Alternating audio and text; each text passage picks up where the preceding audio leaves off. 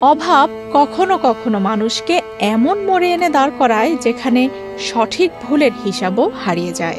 টঙ্গীতে যে ঘটনা ঘটেছে তা একদিকে কষ্টের, অন্যদিকে আশারও। অভাবের তাড়নায় ডাস্টবিনে নবজাতককে ফেলে দিল এক মা, আর তাকেই নিজের সন্তান হিসেবে বুকে আগলে নিল আরেক নিঃসন্তান নারী। ঘটনাটি ঘটেছে ১৩ই নভেম্বর বৃহস্পতিবার ভোরবেলায় গাজীপুরের টঙ্গীর মরকুন মধ্যপাড়া এলাকায়। স্থানীয়রা জানান, ভোরের দিকে ময়লার স্তূপে একটি নবজাতক ছেলেকে জীবিত অবস্থায় পড়ে থাকতে দেখে তারা দ্রুত উদ্ধার করে। খবর পেয়ে টঙ্গী পূর্ব থানা পুলিশ ও সমাজসেবা অধিদপ্তরের শিশু সুরক্ষা কর্মীরা ঘটনাস্থলে গিয়ে পরিস্থিতি পর্যবেক্ষণ করেন। পরে শিশুটিকে সাময়িকভাবে স্থানীয় এক নিঃসন্তান দম্পতির জিম্মায় দেয় স্থানীয়রা। ওদের স্বপ্ন পূরণে পাশে থাকতে পেরে আমরা গর্বিত। ১৪ই নভেম্বর শুক্রবার পুলিশ শিশুটির আসল পরিবারের সন্ধান পায়। নবজাতকের মা খালেদা বেগম। তিনি জানান, অভাবী তাকে এমন অমানবিক সিদ্ধান্ত নিতে বাধ্য করেছে। তার স্বামী রং মিস্ত্রি স্বপন মিয়া দীর্ঘদিন ধরে কিডনি ও শ্বাসকষ্টজনিত রোগে ভুগছেন। চিকিৎসা ব্যয় মেটাতে স্বপন প্রায় নিঃস্ব।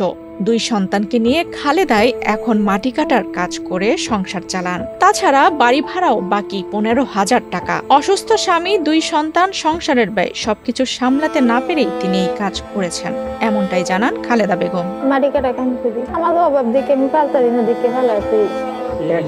কেউ টাকা পয়সা পাবে এরকম কিছু? বাড়ির লাকালি পাইব ১৫,০০০। ২ সাইডে ২ কিডনির মধ্যে ইনফেকশন হয়েছে, শ্বাসকষ্ট।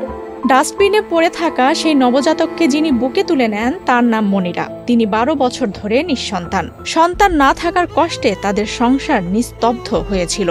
তাই শিশুটিকে দেখেই তার মনে হয়েছে এটি তাদের জীবনের নতুন আলো। মানবিকতার জায়গা থেকেই শিশুটিকে লালন পালনের দায়িত্ব নিয়েছেন তারা। অনুপ্রেরণা লাগবে বাচ্চা পাইছি, আমার শাশুড়ি গেছে, আমার শাশুড়ি পিছিয়ে গেছে, আমার ওয়াইফ গেছে। তারা বলছে বাচ্চা, এই বাচ্চাটাকে রাখবো। আমার শাশুড়ি বলছে আমি আমার মেয়ের সন্তান হয় না, বিয়েতে ১২ বছর হয়, ফলাফলের জন্য সংসারের শান্তি। দর্শকে ১০ জনা মিলি আমার ওয়াইফের কোথায় দিচ্ছে।